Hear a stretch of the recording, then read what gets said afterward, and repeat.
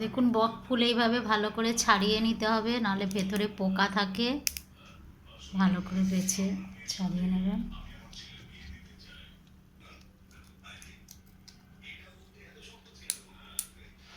ভেতরে যে পোকা থাকে ভালো করে বেছে নিতে হবে।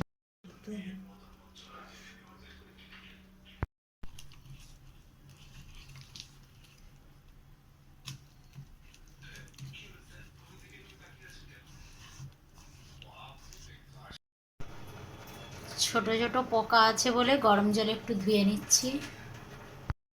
হালকা গরম জলে একটু ধুয়ে নিচ্ছি, ছোট ছোট পোকা আছে। ফুলের ভেতরে ছোট ছোট পোকা থাকে, এই জন্য আমরা হালকা গরম জলে ধুচ্ছি। বেশি গরম জলে ধুলে হবে না, নরম হয়ে যাবে ফুলটা।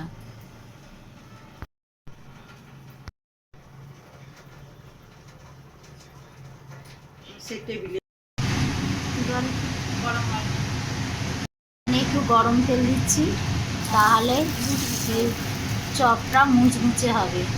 আমরা খাবার সোডা দিচ্ছি না, আমরা গরম তেল দিচ্ছি। এতে এই বক ফুলটা ভাজবো, তাতে একটু মুচমুচে হবে। খেতে বসছে।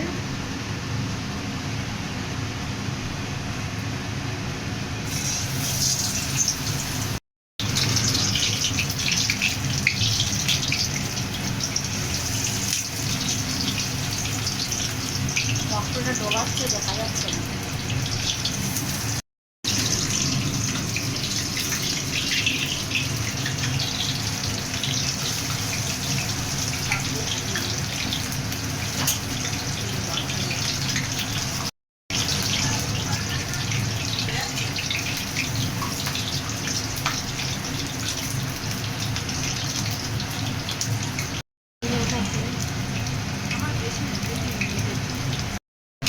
আমাদের গ্রামের দিকে এখন বক ফুল দেখতে পাওয়া যায় না, কিন্তু কলকাতার বাজারে বক ফুল পাওয়া যাচ্ছে। এক একটা প্যাকেট 10 টাকা করে দাম, 10টা থাকে।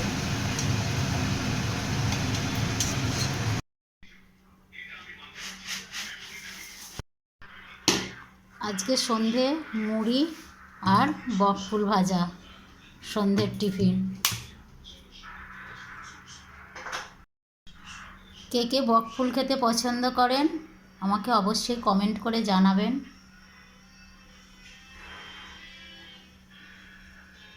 নমস্কার।